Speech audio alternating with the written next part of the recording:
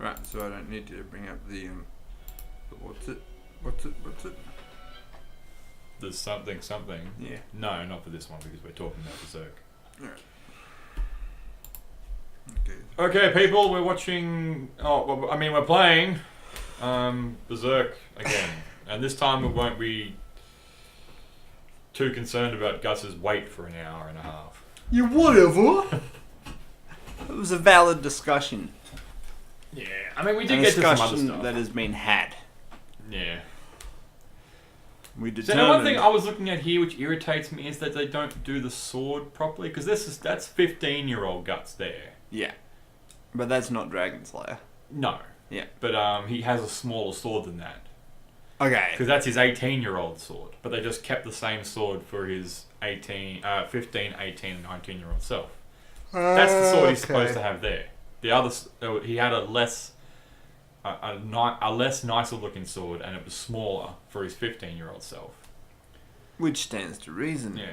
And then he had a different sword there, because he's 19 years old there, and he broke the other sword in a battle. And so he has a different one there, which then he breaks during the eclipse, which most of the medias don't do except the manga. And shortly, there, and then we get the Dragon Slayer, which is, there. It is choppy. It is funny though, because it looks like it's just like a massive, like a ridiculous version of the one he had before. Well, that, and it also kind of looks like unfinished. Like whoever made the blade just went, "Oh no, fuck this! It's done." Well, that was the thing with Godo, is that it was supposed to. I can't remember what we actually talked about in the previous video, which is why I tried to watch a little bit. Yeah, I remember you talking about Godo and the fact that he made it for the king, and the king thought it was fucking. He was taking the piss. Yeah, when it was it was a weapon designed to kill a mythical creature. Yeah, basically what he was saying. But one of the things I find interesting about, even though it's sort of set in medieval Europe scenario. Yeah, like a little fairy thing on the loading. Anyway, yeah. Medieval Europe, I dig it. Is that Guts' sword is actually the blade anyway. The rest of the sword is very much sort of medieval Europe, or Europe in general. But the blade itself is actually relatively Chinese. Yeah, okay. Where it has that middle. Yeah, a lot of hollowed the out Chinese. Not so much the broadswords. Trying to remember the name of them. Yeah, those ones. Yeah. You can find them on eBay all over the place, but they have that hollowed out middle, and that's what Guts has. Most medieval swords didn't have that hollowed out middle. They were sort of flat. Hollowed out middle. No, not hollowed out, but like where they've taken like the power hammer and they've powered it out, so it sort of goes. It starts from the tips of like the edge of the blade, and then the blade and it got widens. the bevel and then it dips. Yeah, and then that's the fuller. Whatever. That's called a fuller. Yeah, just let you know, Mr. It's Sword Guy. Whatever. Yeah, all right, but that doesn't have a fuller, does it? No, it doesn't. No, but the other ones did. Yeah. They don't show it very well in this. Yeah. It sort of just shows it as a big plank, but in the manga it is definitely a massive fuller in the middle of the blade. Yeah. Well, in Europe, they developed the fullers later on, and they started off with just the straight diamond shape, so that basically the bevel went all the way to the middle. Yeah. Yeah, and then didn't have that sort of... Because with a lot of the swords in Berserk, choppy. Most of them don't have the bevel. It's only Guts' sword. With the fuller. Yeah. Oh, sorry, the fuller. But and it's only him that has it. Yeah. I mean, it would be to offset the weight of the fucking thing. Well, yeah, that was one of the main purposes of the fuller was to. But most of the other swords had like a tiny fuller down the end, like katanas and whatnot. But most of them the spine. Something like that, but they didn't have where it was this massive fuller. Yeah. It's an interesting feature though. Like, I suppose it would make sense if you've got an absolutely fucking massive sword. Yeah. To try and at least make some attempt to. Yeah, so it sort of reduce makes it even more so that it wasn't just this great big... Like, the Dragon Slayer is obviously... It's ridiculous. Yeah, ridiculous. Yeah. The artist even says at the start, he only put the Dragon Slayer in to sort of catch people's attention. That was it. That's the only reason why he uses that big fucking sword. I mean, he finds ways of him bringing it about, but the only reason why he used it initially was just so he could get initial readers. Yeah, to get that holy fuck, that is a Buster Sword. And considering that the manga started in like 1989, most of these big, 89, yeah, okay. most of these big, fuck off sword wielding, Buster sword wielding assholes can trace themselves back to him. Yeah, I was gonna say, because I think within my generation, that when you think big ass Buster sword, you straight away think of Cloud from Final Fantasy. Yeah. Like, that's the biggest exposure on the first PlayStation. Yeah. That was where you first saw big fuck off manga sword for people that weren't like manga readers. Yeah. Yeah. But when you trace the roots back, it is definitely Guts that sort of started all of that. Yeah, I can see that. Because it's been going for a fucking long time. Isn't it going on a brief hiatus again? Yeah. That's like everyone, because you can go around like reading the manga because the anime adaptions don't really do it justice. I do like the 90s anime version, it's pretty good, but it takes a lot of the supernatural elements out. But the art style, combining the 2D animation with the stills, it works very well. It must have had a really good director on it. Yeah. And the movies do a very good job at just sort of doing this like over the top action and really beautiful set pieces and all the rest of it. And just amazing scenery. But they both sort of rush over a lot of elements. Yeah. So you've really got to... It's kind of like a whole book versus movie thing. You sort of have to read the manga to get... I mean, the animes are a good introduction, but if you ever want to get like the full experience, you have to read the manga. If you actually want to get the character development. Yeah. Which is upsetting, because it is a really beautiful piece of media. It's like they dumb it down. It's like they're saying, people that watch anime aren't intellectual enough to understand this. It's just bizarre. The problem is that I would love to get so many people into it, because it's just one dude doing this, which is why it fucking goes on for so long, because he's just this one dude drawing one bit of scenery probably takes a fucking week to do. Yeah. And then he goes on 3 years of break. But it is a beautiful looking manga. Yeah. You could take chapters or pages and put them in artworks, in museums and stuff. It is just beautiful. I'll show you some later, and that it's there's one particular thing that I was watching this video about a deconstruction of it, and he did this one particular one, and I had seen it before because I'm up to date with the manga, unfortunately. And it is a beautiful set piece, but yeah, the problem with Berserk is you sort of have to take bits, because I don't see why you would have to, really, considering a lot of shows that get made. But there is a lot of sexual violence in it. Yeah, well, particularly maybe that's early stages. Maybe they're aiming the audience to being too young, but it's just weird. Yeah. Considering, like you said, when it was actually started. So where is your reader base? Your reader base was in the 80s. Your reader base is our age. 38. Or even 30 over, yeah. Yeah. So it's a bit weird. And they go, I'll get the young crowd in. Yeah, I think that's probably a big issue, and I think computer games also. Some computer games are starting to cotton onto it, but they just keep going. Oh, it's for the young guys, but the young guys aren't like the really mega into it gamers. It's the older blokes. It's kind of like Harry Potter. Whereas with Harry Potter, that the series sort of kept getting darker as the series went on, and that's because their initial fan base started off as kids and they sort of grew up with the series. Yeah. And so when they came to the new one, they were old enough that they could watch this sort of darker, which was kind of cool in that respect. I mean, a lot of people rag on Harry Potter and stuff, but it's not that bad. I read them all except for the last book, and that was just I don't know, just never got around to it. Yeah, I've watched them all except for the last movie.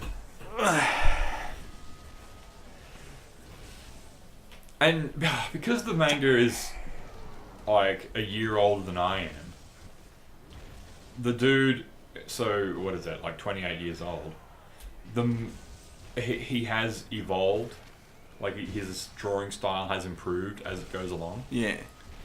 And like you see the pages, or what is it, the panels when he first did it, and then you compare that to the panels of the latest chapters, and holy fuck, man. And a big improvement, yeah. Yeah. It makes me wonder what Guts would have looked like what he would look like in those early installments. Because he looks a lot younger, and people are like, oh, why is he changing Guts as he goes along? And it's basically just, and people, like, it's not thinking that there's this great big, oh, maybe he's showing him maturing and all this other bullshit. But, like, no. He has just improved. Yeah, he's maturing as an artist. The artist has matured, not necessarily Guts. Yeah. Yeah, I saw a meme the other day that was, somebody, like a little cartoon of asking an artist, what would you recommend for becoming, better at art? And the artist is just practice. And then it's got like another, like 5 panels of the artist going, practice. Yeah. And the other person just looking more and more distressed. That's it. Well, that's basically whenever you ask a writer or someone, how do you, get better? And basically the person was like, well, stop listening to this bullshit. Yeah. Stop, asking me or other writers questions or, other artists questions and just go out and do it. Yeah. That's how. One thing I heard the other day was, like every artist has like 1,000 good works in them. 1,000 bad works in them.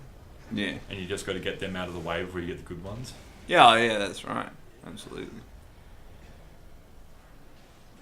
Heck yes.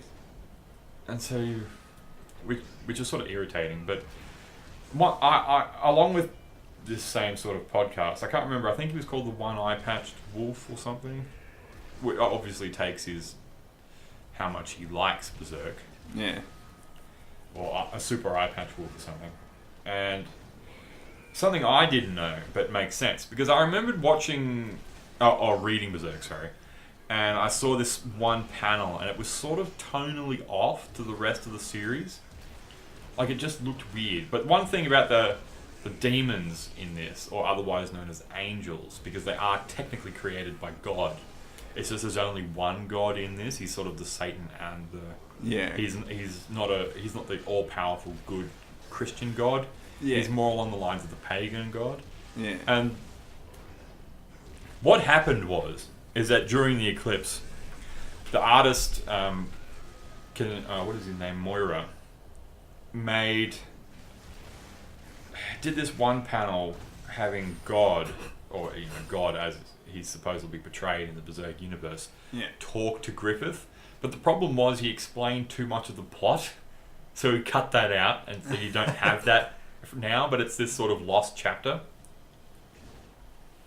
Damn, Griffith was a privileged dude. Yeah, and that's basically, and basically what it was is that God was created by humans. Ah, okay.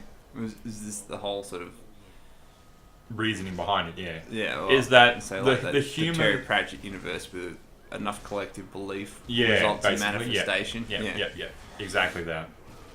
And so all the humans were, oh, why are all these terrible things happening to us? Why is this and then eventually their sort of collective consciousness created this god, and so he's like, well, I am the collective evil, and I'm the reason why all these terrible things happen.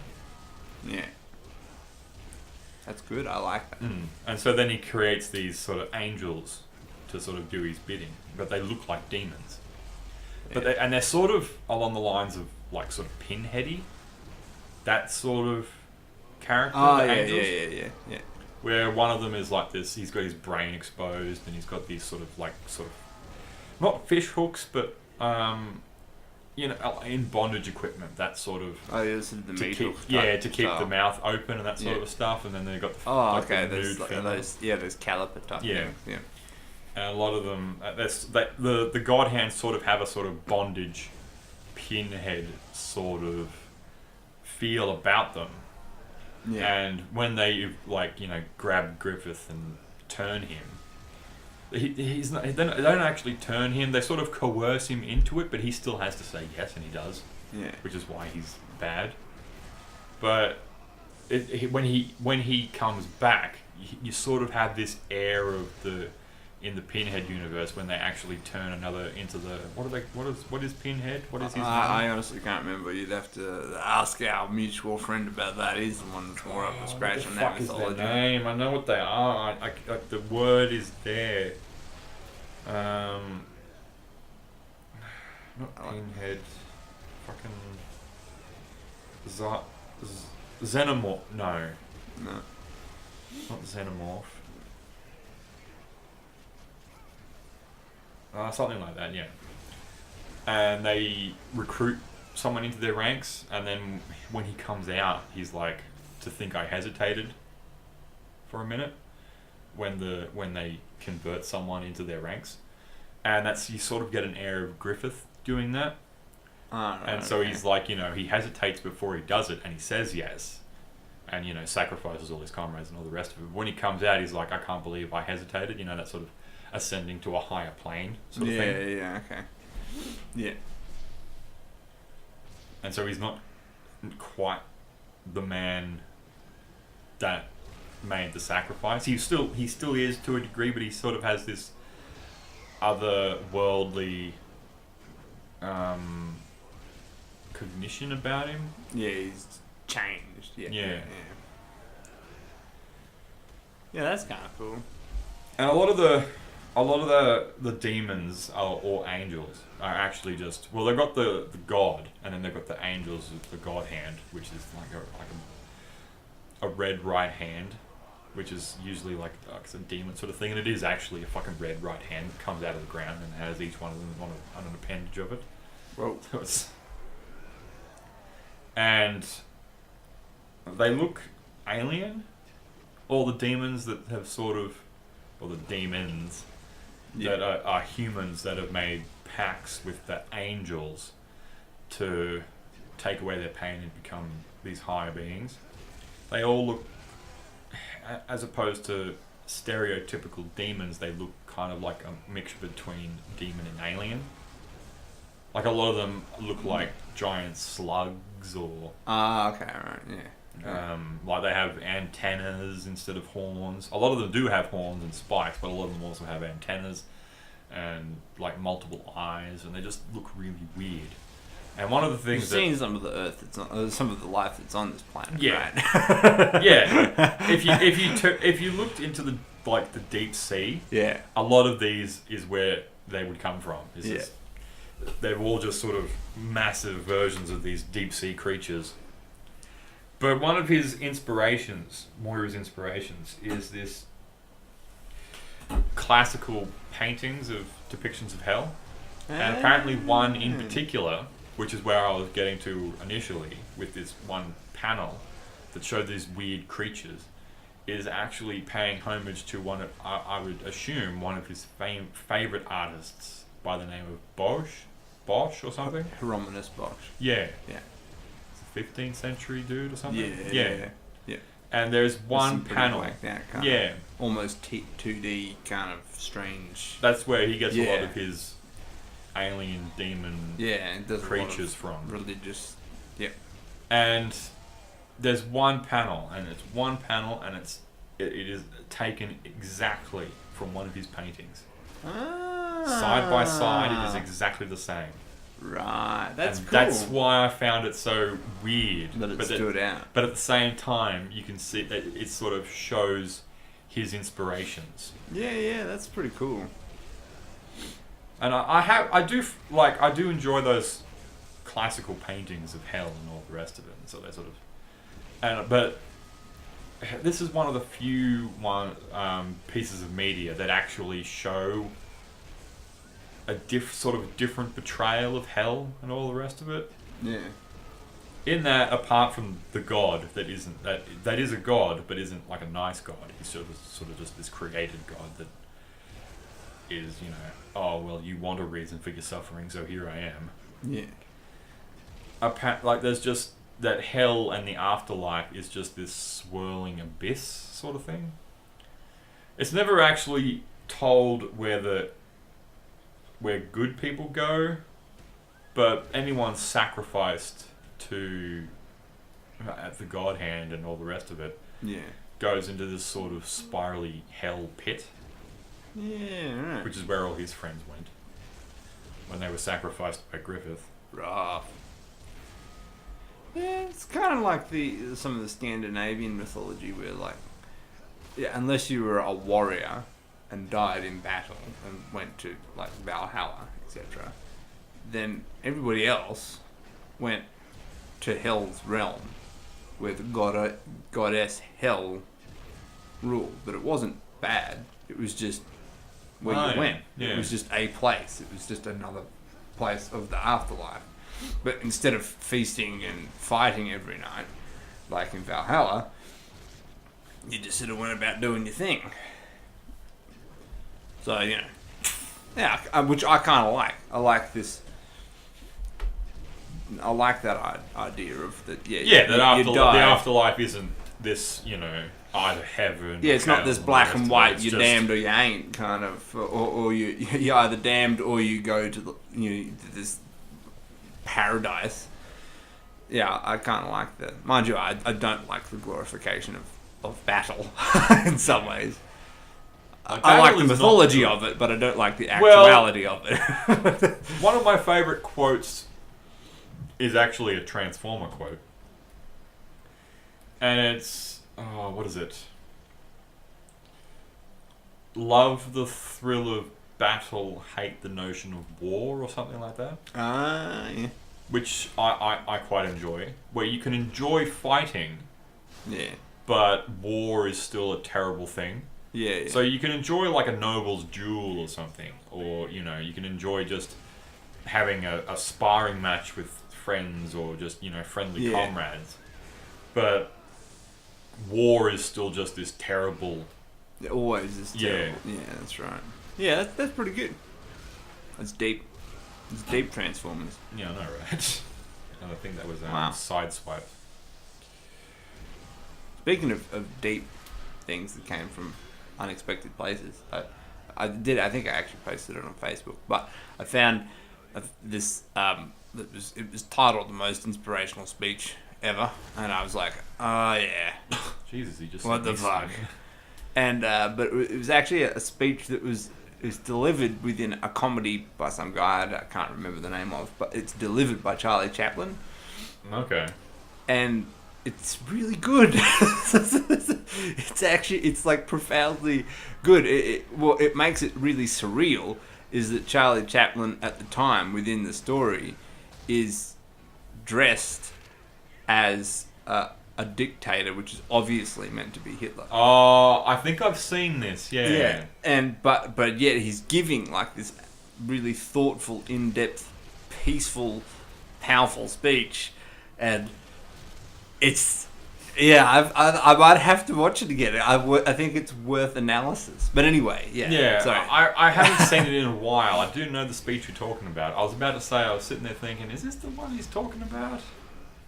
But I haven't seen it in so long. But he does. He is portraying a Hitler sort of a character. So stay tuned, audience. We'll come back to this one. Yeah. But I mean, Guts even does a thing where he's trying to teach his little protege sort of thing how to fight, or trying to do a better job than his stepfather did. And the kid sort of has this idealistic view of war and battle, and Guts is sort of like, you're an idiot. Yeah. It's not good. It's not like a noble's duel where you can just focus on the one opponent. You got to worry about stray arrows, whether you're getting hit by your own enemies, that sort of thing, cannonballs and all this other stuff. It's not good. Yeah. You got to always have your ears and eyes open for any sort of attack coming from anywhere. And then just the terrible things that happen during a war. It's just not good. Yeah, how far, normal people will go within in these circumstances. Yeah. You sort of don't. Yeah, it's this weird sort of collective mentality that happens within war. And that's one of the things is that one of the things I like about this manga is that Guts is portrayed as a villain a lot of the time. He's not a good guy. Yeah. Well, he sort of is, but he's just sort of evolved into this brutal character to sort of cope with the the world that he's in, and doing the wrong thing for the right reasons. Probably doing the right thing for the right reasons, but everybody frowns upon it. Yeah, he's a complex character because he goes through so much character development throughout the entire series. Yeah, that at some point he is a villain, but then he crawls out of that pit and goes back. Yeah, like you were saying with the Dark Horseman arc, whatever it is. The Black Swordsman. Black Swordsman arc, yeah. Where he just turns into a total ass. Yeah. He actually goes into a village and just basically taunts the local warlord into burning the village to the ground. So that way he lures the warlord out. And then he hides in the corpses of all the dead people, and then while they're ransacking the village, takes them by surprise and kills a lot of them. Yeah, that's a dick move. Yeah. He's not... And they sort of, later on, and in the anime, they portray him to be a nicer character than he is. Sort of like a jerk with a heart of gold, as opposed to just a jerk. Yeah. Because that's just a jerk move. I mean, it might just be a traumatized jerk, but... Yeah, he definitely is a traumatized jerk. Because, don't get me wrong, if my best friend raped my girlfriend in front of me while a whole heap of people dogpiled me, just after he had sacrificed all of my friends to horrible, gruesome murders, I'd probably be a better human being at that point. Oh, yeah. But he doesn't... just let me gather my thoughts for a second. He, he goes at this... He starts off as this really adorable little kid. And he goes to just this sort of jerk character, but not jerk with a heart of gold, but sort of like this stoic 15-year-old sort of character where he just goes around, wandering battlefields, just doing his thing. Yeah. And then he goes to a genuinely nice guy where he's not so much a jerk with a heart of gold. He can be snarky, but he's still a relatively decent character that does a number of terrible things. Like you will. Yeah. Well, why do you think I like him so much? There's this one where Griffith gets him to assassinate a dude that tried to assassinate Griffith, and Guts does, which one of the few things the movie does better, because Guts takes his fucking giant broadsword to do the assassination, and immediately you would think, hang on, I'm pretty sure there's only one dude in the army that uses a fucking sword. This guy looks like he's been hit with a 6-foot frying pan. Whereas in the movies, they actually have him just take a normal sword in. Yeah, which makes way more sense. Yeah. And so he assassinates this guy and, accomplishes the task. Assassinates the assassin. Yeah. Yep. Well, it's not really... He's not really the assassin. He's the dude who commissioned the assassin. Yeah. And he ends up... But then the door opens, and so then Guts sort of hides behind the door, and then quickly turns around and stabs whoever it was. And then it turns out it was the dude's son. Oh, rough. And so he's like this 8-year-old kid that he's just run through. Oops-a-daisy. Who just so happens to be the next in line to the throne to marry the woman who Griffith wants to marry so he can become king. So it works out for Griffith. Convenient. Yeah. Yeah. But Guts is horribly traumatized at the fact that he's just stabbed his innocent 9-year-old kids. Yeah. Fair enough. And so, he does that terrible thing, but at the same time he's portrayed so sympathetically because, he didn't mean to. Yeah. And, he has nightmares about it for a while. Yeah. And even at the thing, he cries, almost cries when he, as the kid dies in his arms sort of thing. But he doesn't get time to finish it because other guards come along and spot him. Rough. And he does do a couple of... he is definitely still an anti-hero, but he isn't the jerk with a heart of gold that he becomes later on. Because he just genuinely looks after all of his subordinates and stuff because he's the leader of the raiders, and so he has quite a number of people underneath him, and they all think of him as just this sort of lovely big brother figure. So he ends up leaving the band because he wants to be Griffith's equal, because after he just does this terrible thing, he catches Griffith talking to the princess, and the princess is sort of giving this... Griffith is sort of giving this talk to say that, a true friend of mine would be an equal, someone that didn't just... Right. And so Guts leaves to become Griffith's equal. But then the problem there is that Griffith... It's weird. It's not quite a love triangle because I don't think Guts at the time actually cared about Casca in that regards. Yeah. He respects Casca a lot. Basically all throughout. But I don't think he realizes that he loves her until later on. Yeah. After this. Casca starts to realize that she loves him. But he's sort of Casca loves Griffith and all the rest of it. Because he's so pretty. Yeah. Yeah. But the thing is that Griffith sort of has this massive heart-on for Guts. And so Casca's in love with Griffith, but Griffith's sort of in love with Guts.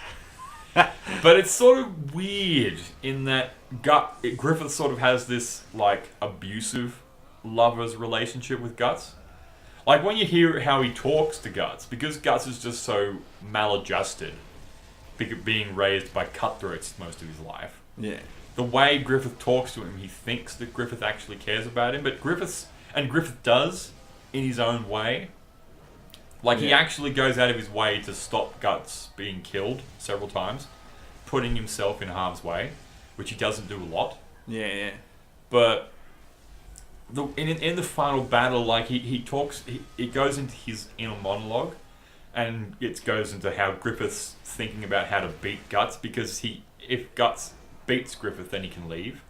Because that's how Guts gets into the Band of the Hawk anyway, initially. Alright. Is that Griffith beats him, and so he has to stay. That's sort of the agreement. Alright. Yep. And if the only way for Guts to leave is for him to beat Griffith, so you sort of get out of that enslavement's a strong word, but that sort of contract. Yeah. And Griffith's sort of going around how he's going to beat Guts, because he knows that Guts has gotten a lot stronger since their last match. Yeah. Because in the first time, Guts basically did a big swing, and then Griffith parried it instead of blocking it. Impressive. Yeah. Yeah. And then once he parried it, just stabbed him in the shoulder. Yeah. Pretty severely. And then after that, they had another duel. Even though Guts was still injured from that time, and then Griffith dislocated Guts' shoulder. Rough. Basically just doing all these sort of parrying judo moves to sort of move Guts' tremendous strength against himself. And this time, he's sort of going through the motions of how he's going to stop Guts' attacks, and he's like, I can parry this, and then get him in the shoulder again. But what if I parry it too much and I stab him in the head? Well, it's then... And he sort of goes through this thing, if I can't kill him, then he'll leave. So if if I can't stop him, he'll leave, and so he's better off dead than leaving me, sort of thing. Oh, that's messed up. Yeah. He's got that sort of like abusive lover thing going. Yeah. Like if I can't have you, then no one can. Which probably ties in pretty well with his personality as Yeah. character development overall. Yeah. Yeah, that's pretty fucked up. At which point Guts just snaps his sword in two. Parry this motherfucker. Yeah. And I mean, Griffith, in his own, because that's the thing with the Berserk universe. There isn't like good and bad, and good and evil, and all the rest of it. It's sort of very blurred. Yeah. It's all just one big shade of grey. Because while Griffith, like what he did to Guts, wasn't good by any means. Yeah. It is shown throughout the Golden Age arc that he isn't as bad as what he is portrayed to be. Like, there's one scene where, because his mercenary band is full of basically teenagers or young adults, and even some kids, there was this toy soldier on the battlefield, and Griffith's feeling bad about all the soldiers dying under his command. And so to stop, for a while at least, to stop them going into pointless battles to make money, he just basically sells his ass to this noble that had a fetish for very effeminate young boys. Yeah, I've seen her. Yeah. And so basically he just sells himself to this warlord. Oh, no, he's not a warlord at the time. He becomes a warlord later, but he's a noble at the moment. And Griffith is shown to sort of be like put off, like, because basically the noble rapes him, sort of thing. But Griffith goes along with the rape to get the money.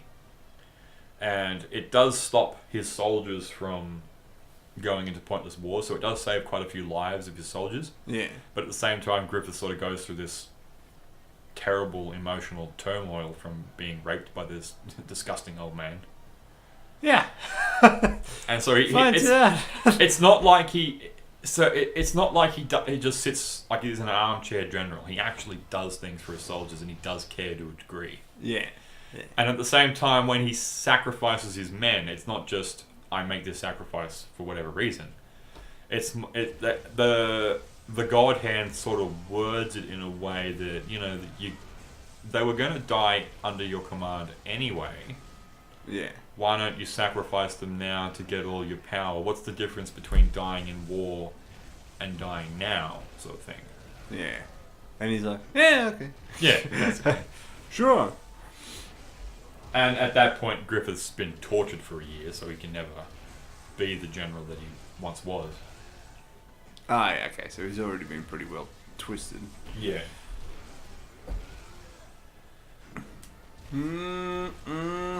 This is... And otherwise, he's portrayed as, his art style is portrayed as the good. And while he does do that terrible thing to Guts, like we talked about earlier, later on he defeats this evil enemy that the world has sort of been fighting against, and creates his own kingdom, but in the process sort of becomes manga Jesus by basically unifying the world under his command. And it's just this prosperous, peaceful time. Yeah. And so while he's done this terrible thing to Guts, to the world in general, he's sort of brought about peace. Yeah. Like the Watchmen, man. Yeah. And Guts still wants at the moment Guts is trying to cure his girlfriend. But if Guts did take his revenge, then he would have stopped that peace, sort of thing. Yeah. And at which point he would be the villain, as opposed...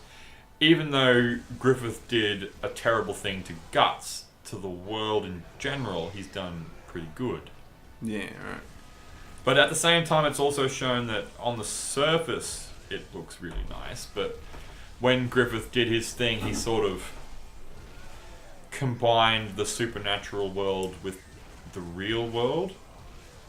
Whereas in the Berserk universe, the supernatural world has always been there, but it's sort of been in the shadows, where there's these two universes, but they've never been allowed to sort of cross, and they only ever cross like on full moons and that sort of thing, or blue moons. So they rarely ever mingled too much. But then Griffith does this sort of combining of the two worlds, and so now there's trolls and ogres and all the rest of it in the world.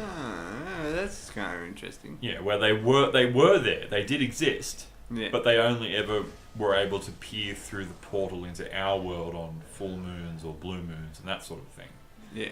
Just times of supernatural events where the borders between the two worlds were weak. Yeah. And now he's just sort of combined them entirely. But so in his city, his fortress, it's just pure peace and all the rest of it. But outside the walls of the fortress, it's sort of pretty rough, because now you've got to deal with ogres and trolls and, you know, these terrible elves and demons and all the rest of it. Like in The Witcher, man, with the... Yeah. With the, what the fuck is that called? Conjunction? Yeah, the conjunction of spheres. Yeah. Much the same thing, those two. Yeah. You need it. We're back to it. The Witcher. Well, the world of The Witcher and the world of Berserk are very similar, which makes me sad, because I would really love a game about Berserk, but in the world of The Witcher. Yeah, yeah. Because I was playing this, and it just doesn't do the majesty. Because, before I got distracted, Guts Guts after up until the eclipse, Guts is sort of this big brother figure, and he's just this nice dude, but fundamentally damaged individual. Yeah. Like, you can see it in his face when he's got that sort of 18, 19-year-old boyish look still. You can see it whenever he's sort of awakened from his trance that he goes into in battle.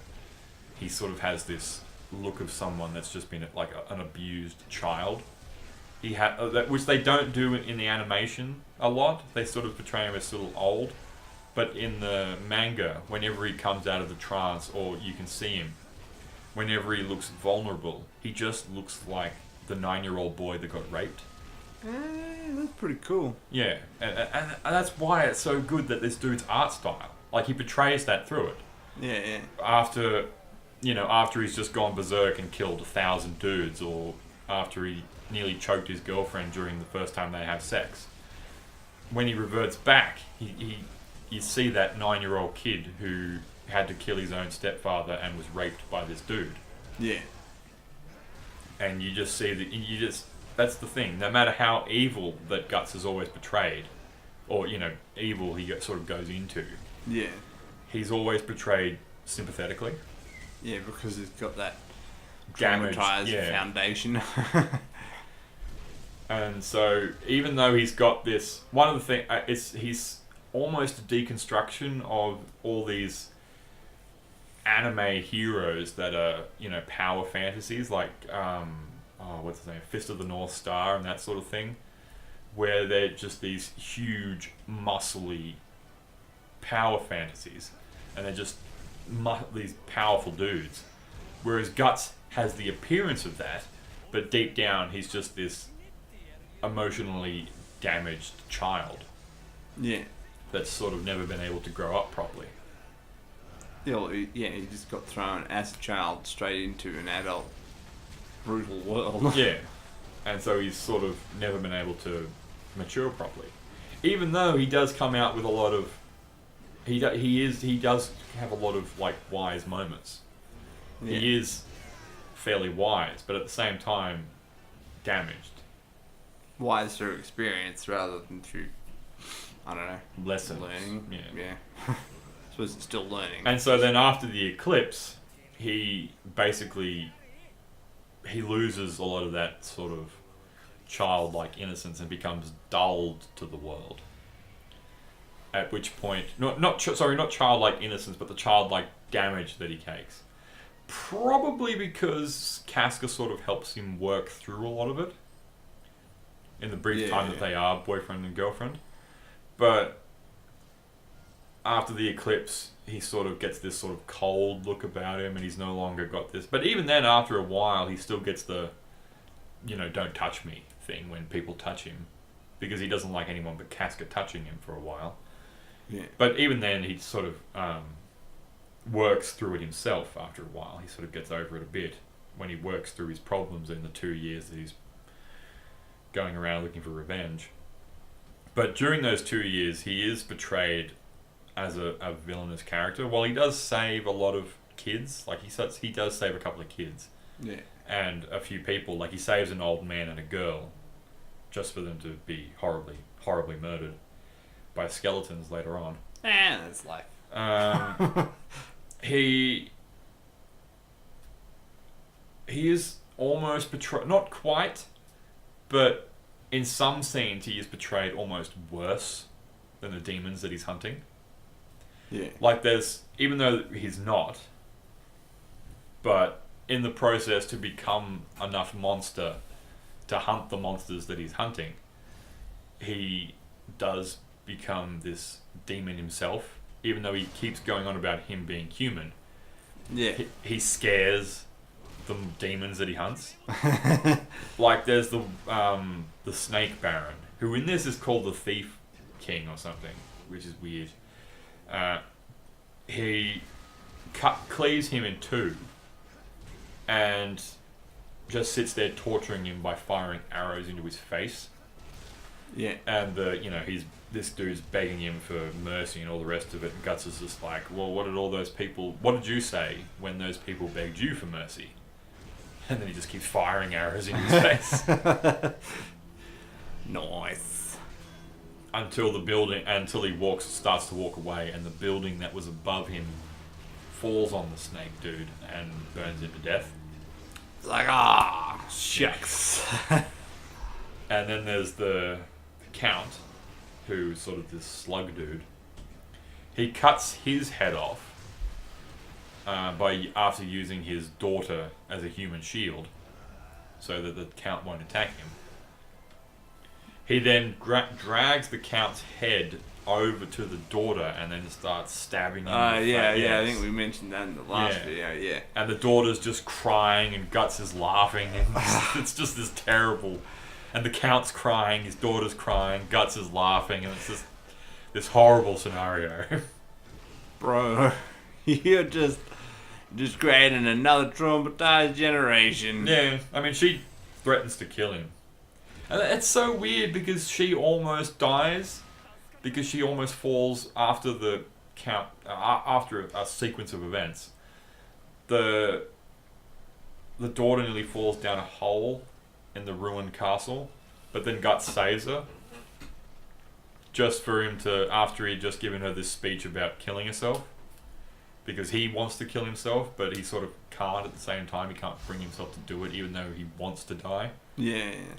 And it's shown in a lot of his fights that Guts actually probably doesn't want to live. Because a lot of his fights, he sort of just gets through by the skin of his teeth. Sort of, and if it wasn't for Puck, quite a few times, the little fairy fella, he probably would have died. And so it sort of goes, even though you're on a quest for revenge, you go into all these fights as if you want to die in them. Yeah. So he sort of goes around as this death seeker sort of individual. And then there's the fairy one, which that even though that's my favorite arc, it's probably the least likely to ever get an anime adaptation, because it actually has like child rape and stuff. Yeah, right. Because a lot of these basically the children of the village get kidnapped by this apostle and turned into these sort of fairies. Yeah. And then the fairies and then there's this one scene where these two fairies are saying, we're going to play adult, and one of them rapes this other one to death. That's fucked up. Yeah, it's messed up. And there's a few scenes, because all these kids are being turned into these little mini apostles in these cocoons, and then Guts comes in and just sets the whole place on fire. So that way the fairy can't escape, sort of thing. Because if the whole place is on fire, she can't fly as well. So the fire sort of prevents her from using a lot of her powers. Yeah, right. And then she sends all these insects, all the children insects after him, and so they're sort of biting him. And in a previous scene, they basically reduced this cow to a skeleton sort of thing, like a bunch of piranhas. Yeah. And they start to attack Guts, at which point Guts just dives into the fire and then all these little insects die. Yeah. At which point he then stabs one of the cocoons, and all the cocoon juices put the fire out over him. And then there's this one scene that I love, where he's just got this sort of liquefied child corpse draped over his shoulder, and the intestines are all over his face and all the rest of it, because the child's being melted down to then turn into this thing. Yeah. And so then he's got all the pieces of it. And then in the next panel, he just rips the corpse off of his shoulder with his teeth. Bro. Yeah. Got hands. He just becomes this monster in this thing where the apostle actually starts to be afraid of him. Like, she looks terrified of him. And you're like, you are this 12 feet tall demon fairy creature, and you're afraid of this guy? Yeah. One wonders, like, with how much child trauma, I'd say, there is in this story about the history of the author. Yeah. Well, supposedly there is quite a bit of author insertion with Guts. Apparently the two characters share quite a similar personalities and that sort of thing. But yeah, and so during the Black Swordsman arc, Guts sort of does cross, I would almost say does cross into villain territory. Yeah. But at the same time, into villain protagonist. But he does enough to keep himself from being entirely unredeemable. Like, he does save a few characters and a few other things. Like, yeah. in one of the same scenes, he earlier in that the Lost Children arc, this kid falls out into the street. At which point, Guts then grabs the kid because no one's going to save him. The kid was going to die from the fairies killing everything. And it was just after this kid's parents had been eaten by the fairies. I use fairies with quotation marks because they aren't actually fairies, they're the apostles' fairies. Yeah. Or elves, as she liked to put it, just ate his parents and they were about to eat him, at which point Guts sort of stops it because no one else is going to help. But then Guts uses the kid as bait to lure the fairies to the barn, at which point he sets the barn on fire and traps all the fairies in the barn and sets them on fire and kills them. And then at the next panel, the kid lived, yeah. Like, he used him as bait, but at the same time he made sure he lived. Yeah. And then he's just like, watch how they burn, child. Because he's all about revenge at this stage. And he's like, you were good bait and you helped take revenge for your parents, you should feel proud and all sort of stuff. And then he's sort of like, you all make me sick, you weren't going to help this kid and all the other stuff. But then, of course, in the next panel, when the apostles die, they revert back to human form, so then this bar's just full of dead kids. He just has a bad rap. So then he has to take this girl hostage and, like, holds a knife to her throat so that they won't attack him because he's poisoned from the apostle that just appeared because she used a fairy dust to poison him. And so then he sort of takes her prisoner. But he never intends to kill her, but it's sort of implied that he might have gone a little bit far if he'd been pushed. Yeah. He does cut her on the neck when one dude steps too close. So it sort of questions how far he would have gone if pushed. Yeah. But he does go to villain protagonist and then sort of is pulled back to Jerk with a Heart of Gold. So he goes to Silver. Yeah. He goes with sort of, big brother, anti-hero, like basically nice guy. Yeah. To villain protagonist, to tarnished silver Jerk with a Heart of Gold character. Oh, but I could talk about this forever. So it's just jokes. There's just so much you can deconstruct about it because it's such a good series. And One day I'll read it, I'm sure. Oh, don't you fucking lie to me, you cunt. That's true. I'm never gonna. I mean, that being said, you read the Harry Potter books and all the rest of it, but then... It's true, if I actually, like, you know, commit myself, I'll... Yeah, well, I've got the books. Oh, alright, fine. I mean, I find it weird, because, like, you're the dyslexic one, and there's not that much reading in it. It's mostly these beautiful scenery, like, fucking scenery porn. Yeah, I'm just lazy. I've just got to get in the right mood. It's like the drawing and stuff. I'll just do it before you go to bed. You've got a kid, so you probably just pass out. I have been lately, yeah. To be sure. I haven't watched any Vikings this week. Last week. Whatever. Oh, fuck, man. What is it with all my friends having kids? Oh, you know that dude I had to go to the Philippines? His wedding? He's got a kid now. Already? His son was born yesterday. 9 months. Was it a year ago already? It was in September. No, sorry, it was November that I went to the Philippines. Late November.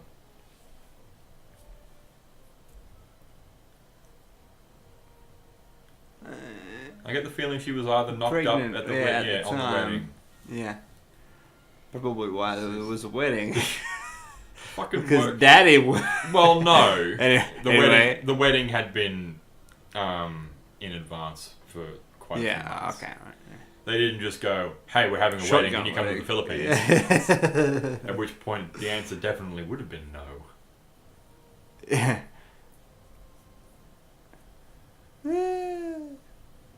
Wow. But it's, in the latest manga, it's sort of they're trying to kill Casca, and Guts is this in her head. Guts is this just this dog carrying a coffin around, basically sort of symbolizing his burden. But oh man, there is this one scene that they go into, and they're sort of saying, "Oh, these monsters are," because they're in Casca's subconscious, and they're like, "Oh, these monsters are manifestations of her trauma and all the rest of it," and they just look like penis monsters, man. Okay. Yeah, well. Even throughout the entire thing, I mean, I know a lot of these demons have a lot of alien qualities to them. A lot with some of them. Some of them are plain demons. Yeah. Whereas others are sort of mythological dragons or are like chimeras. Some of them are just flat out aliens. Some of them are just these sea creatures that you would find on the sea floor that have just been brought up to the actual world, like the surface world. And then these others are just so phallic. There's no denying it. And before, like they looked like penis monsters, but they had enough other stuff about them that they could be, confused to not be penis monsters. But these were just penis monsters, okay? They just, no doubt about them, they were just dicks. They were just being hunted by dicks.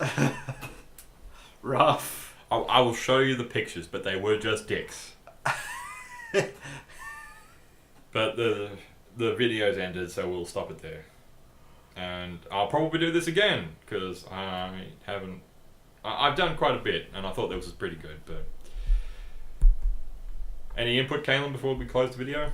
Guts is a fucked up individual. Who cares? And what's the not record button? This one.